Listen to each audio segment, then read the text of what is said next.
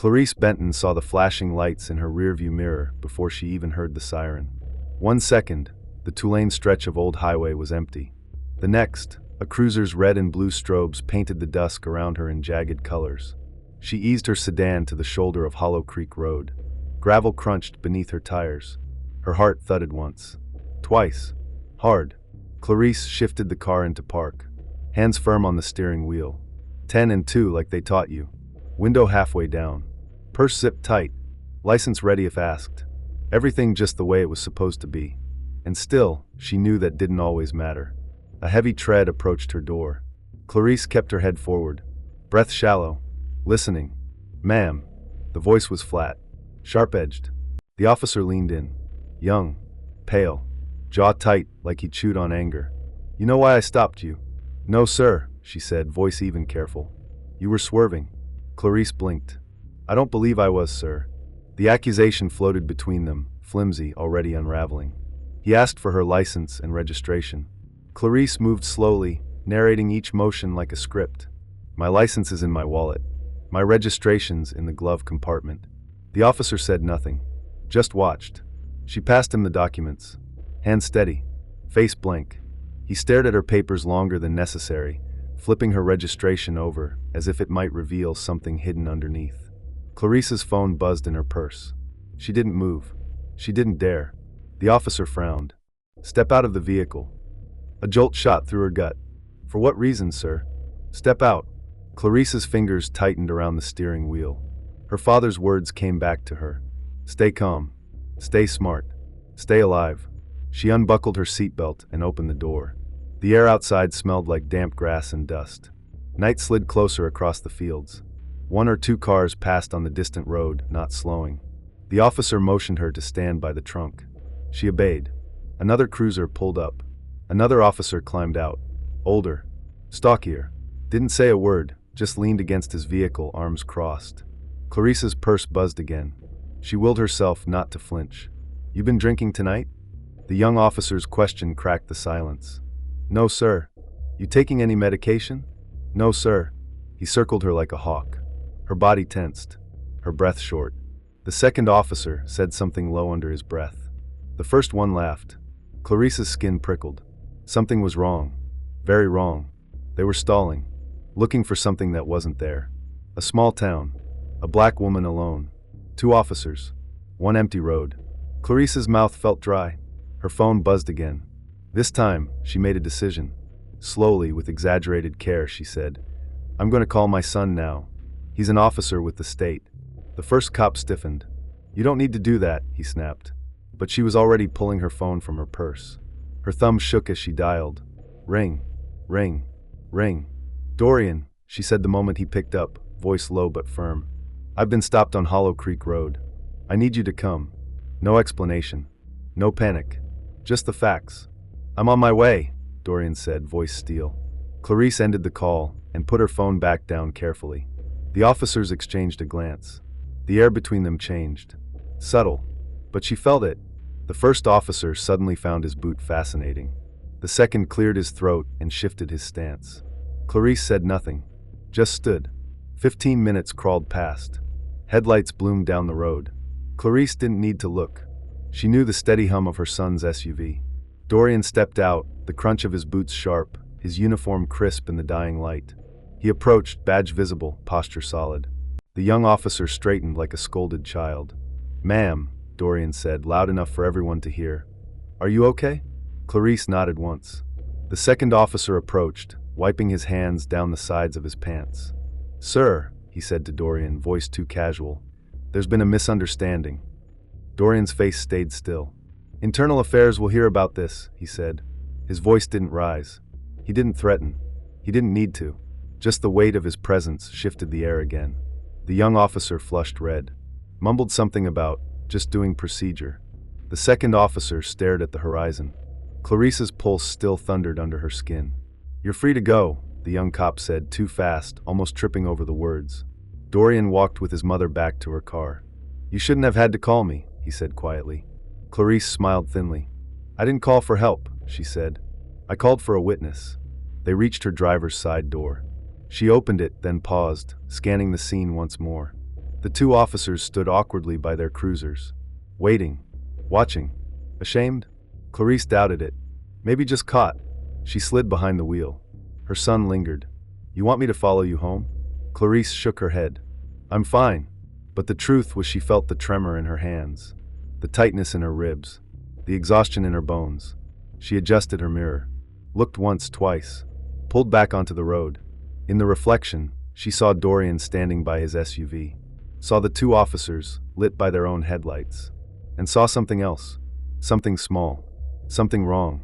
The second officer wasn't looking at her. He was talking into his shoulder radio, smiling. Back at her house, Clarice couldn't settle. The encounter replayed over and over in her mind. The way the young officer had gripped the edge of her window like he owned the world. The way they had laughed when they thought no one was coming. Her laundry sat half-folded on the couch. The smell of cooling cornbread filled the kitchen. But she couldn't breathe easy. Something didn't add up. Clarice picked up her phone, checked the time, opened her call log, and froze. The call to Dorian was there. But another call showed up too. Same time, same second. Outgoing. To a number she didn't recognize. Blocked. No caller ID. A cold sweat broke across her shoulders. She hadn't made any other call. Her hands hadn't touched any other number. She swallowed hard. Screened through her settings. Checked her recent apps. Nothing. No trace. Only that call. Outgoing. Anonymous. At the exact same time. Her mind raced. Had the officer done something when she wasn't looking? Tampered with her phone? Was her line tapped now? Clarice sat down hard in the kitchen chair. The old wood creaked under her. She pressed her fingers against her temples. Dorian needed to know. But she hesitated. Was she overreacting? Paranoid? No. Not tonight. Not after the way they had looked at her. She stood, grabbed her keys, headed back out. The roads were dark now. The stars overhead were few. Clarice kept both hands on the wheel. Lights off inside the car. Only the soft blue of the dashboard keeping her company. She made a decision. She wouldn't call Dorian yet. Not until she was sure. She would drive to the station herself. Ask to see the shift report. Confirm the names of the officers who stopped her. If they had even logged the stop at all. The road stretched before her, endless and black. Clarice's headlights carved a narrow tunnel through the night. And just as she crossed the town limit into Rosefield, her phone buzzed again. Unknown number. She didn't answer.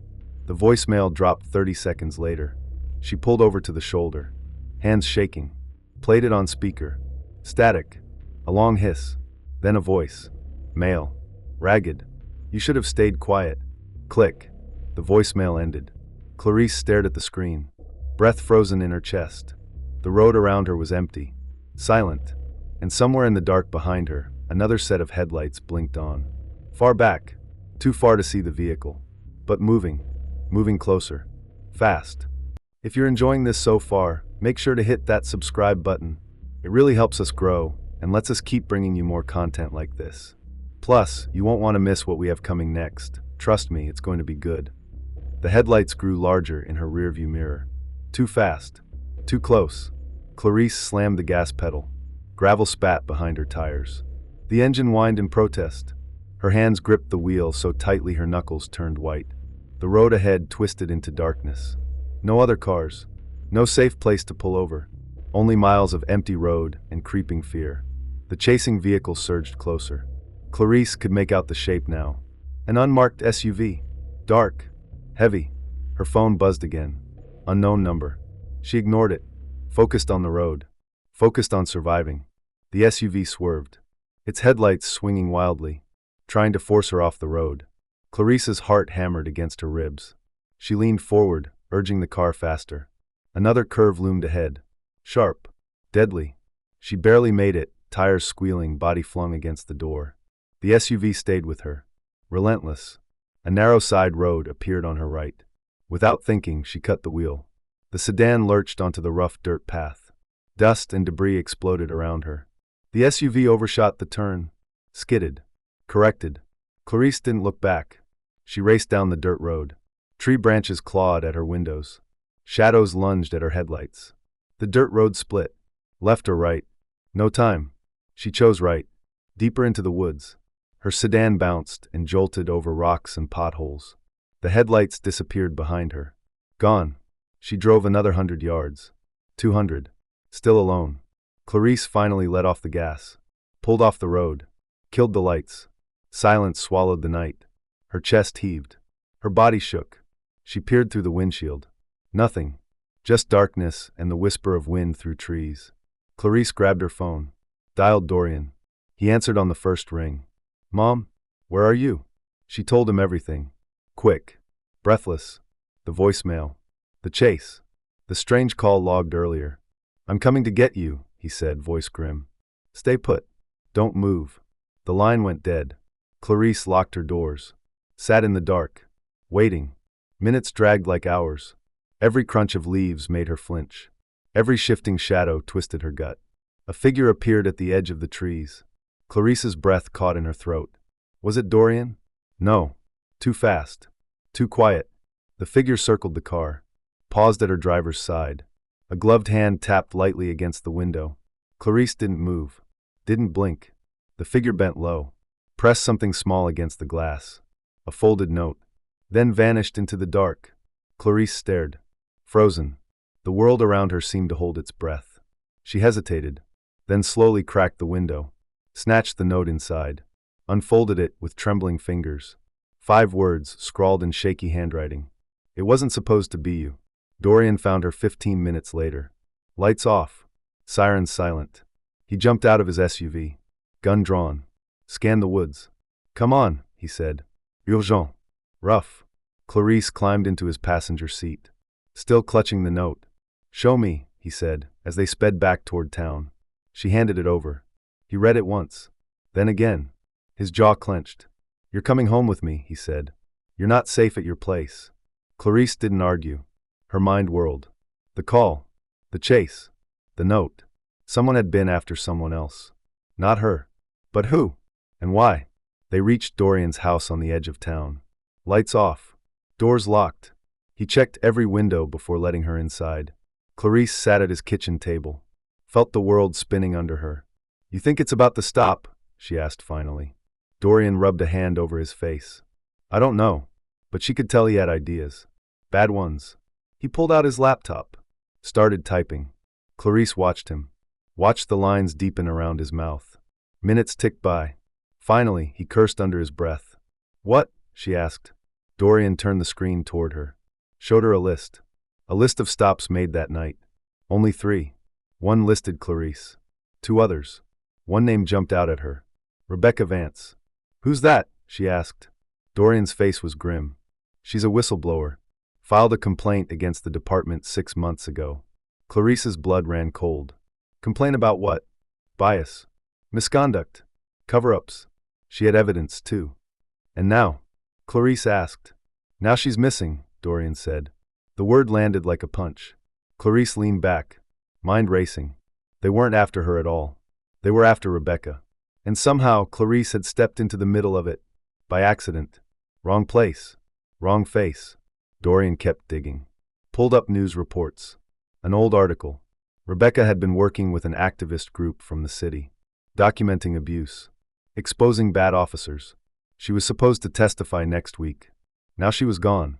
Clarice's hands trembled in her lap. She thought about the officers on Hollow Creek Road. Their false accusations. Their casual cruelty. Not mistakes. Not nerves. A setup. And Clarice had disrupted it. By being there. By surviving. Dorian looked at her, eyes sharp. "We need to go public," he said. "Now." Clarice hesitated. Her whole life, she had avoided this. The spotlight. The noise. But now it wasn't just about her. It never had been. She nodded. "First thing in the morning." Dorian agreed. "Check the locks again." Double-checked. Clarice tried to sleep on his couch. Tried. But sometime near dawn, her phone buzzed again. Another message. Not a call. A video. Clarice sat up, heart pounding. Played it. Grainy footage. Someone running through the woods. Breathless. Terrified. The camera swung wildly. A voice screamed off-screen. Then a flash of movement. A figure in uniform. Tackling someone. The video cut out. Clarice stared at the black screen. Her heart hammering. There was no name. No Kapskin. No explanation. Just another voicemail seconds later. A whisper. "You saw too much." Click. Clarice sat frozen, the darkness pressing around her. The front door creaked. Once. Twice. Soft. Slow. Clarice held her breath. Waited. Dorian burst into the room, gun drawn. "Stay down," he barked. Footsteps outside. Running. Fading into the woods. Dorian chased, but returned minutes later, cursing. "They're watching the house," he said, breathless. Clarice knew then. There would be no sleep. No safety. Not anymore. Dorian called in a favor. A friend from out of town. They would leave at first light. Lay low. Find Rebecca, if she was still alive. Blow the whole thing wide open. Clarice stood in the doorway of Dorian's kitchen, watching the sun rise through trembling blinds, knowing the quiet life she had fought for was gone. Maybe forever. She checked her phone one last time. A final message had come through. A text. No number attached. Just a note. Simple. Devastating. "You're next." The sun cracked the horizon. Thin, pale light slid through the trees. Not warmth. Not safety. Just more shadows. Clarice stood by the window, backpack at her feet. Phone in her hand. Thumb hovering over the last message. "You're next." She hadn't shown Dorian. Not yet. Something in her gut said wait. Dorian's friend, a tall man with a thick beard and sharper eyes, pulled into the driveway. Black pickup. Dark windows. They moved quickly. No words. Clarice climbed into the back seat. Dorian sat beside her, gun resting under his jacket. His face was a mask. Tight. Controlled. They pulled away from the house. Clarice didn't look back. She knew she wouldn't see it again. The pickup rumbled down side streets. Avoided the main roads. Avoided everything familiar. Clarice stared at the woods flashing past. Stillness gripped her chest. A heavy, sinking thing. Every intersection, every bend, she expected headlights to appear. Sirens. Shadows. But the road stayed empty. Too empty. They reached the outskirts of town. Turned down a private drive. A crumbling house at the end. Boarded windows. Overdronen. A safe house, Dorian said. Clarice wasn't sure such a thing existed anymore. Inside, it smelled of dust and rot. Clarice didn't care. She dropped her bag. Sat against the wall. Dorian's friend swept the house. Checked windows, doors, closets. When he was satisfied, he gave a short nod. Silence settled over them. Thick. Oppressive. Clarice closed her eyes. Tried to breathe. Tried to believe they had outrun it. But deep down, she knew better. The phone buzzed again. Clarice jumped. Another message. A photo this time. Blurry. Distant. But it was her. Standing in the woods last night. Near her car. Someone had been watching. The whole time. Clarice showed Dorian. His face darkened. "This ends now," he said. "No more running." They had a lead. A sliver of one. Dorian had traced the number sending the threats.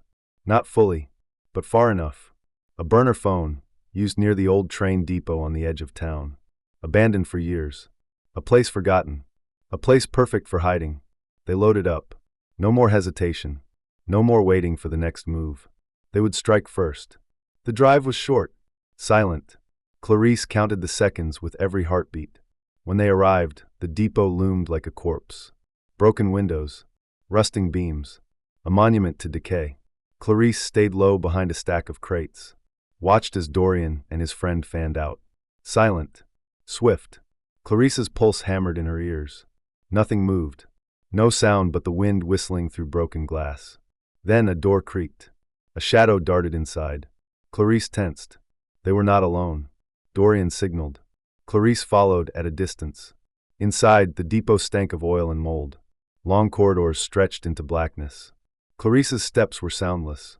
Her breath caught in her throat. Footsteps echoed ahead. She crept forward. A figure moved down a side hall. Hunched. Rushed. Carrying something. Clarice followed. Closer. Closer. The figure ducked into a room. Clarice hesitated. Every instinct screamed run. But she stepped inside. The room was small, dimly lit by a single cracked window. And there, tied to a chair, bruised, bloodied, and barely conscious, was Rebecca Vance. Alive. Clarice's knees buckled in relief. But there was no time. The figure from before turned. Stepped out of the shadows. An officer's uniform. Familiar. Sickening. Officer Brent Halverson. One of the cops from Hollow Creek Road. The one who had pulled her over. The one who had smiled as he humiliated her. He pointed a gun at her chest.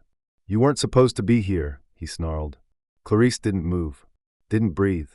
Halverson stepped closer. "You messed up everything," he said. Spit flew from his mouth. Clarice stayed frozen. She could see it in his eyes. The unraveling. The desperation. "You think you understand," he said. "You don't know anything." Clarice said nothing. Halverson jabbed the gun at her. Rebecca was supposed to disappear. Quiet. No noise. He laughed, a broken, ugly sound. "But then you show up. Wrong night. Wrong car." He paced. Frantic. "They're watching me now," he muttered. "Watching all of us." Clarice edged closer to Rebecca. Slow. Steady. Halverson didn't notice. He was unraveling too fast. He kept ranting. Names. Places. Secrets. He named officers Clarice had known her whole life. Men she'd trusted. Men the town trusted. They were all part of it. Cover-ups. Shakedowns. Silence. Rebecca had found proof. And they had found her first. Clarice's stomach churned. This wasn't one bad cop. It was a disease. A rot in the town's heart. Halverson suddenly snapped back to her. Raised the gun higher. Clarice froze. Time stretched thin. A shot rang out. Halverson staggered. Collapsed. Dorian stood in the doorway. Gun smoking. Face blank. Clarice rushed to Rebecca. Untied her. Rebecca groaned, but managed to stand. Dorian's friend burst in next, covering the room. For a moment, none of them moved. Just breathing. Just surviving. Clarice knew it wasn't over. Not yet. They searched Halverson's pockets. Found a flash drive. Rebecca's evidence. The thing they had tried to bury with her. Clarice gripped it tightly. Outside, sirens howled. Backup. Too fast. Too soon. They were exposed. Clarice and Dorian dragged Rebecca through the back halls. Out a shattered window. Into the woods. Running. Branches clawed at them. Thorns ripped at their skin. But they didn't stop. Couldn't. Behind them, voices shouted.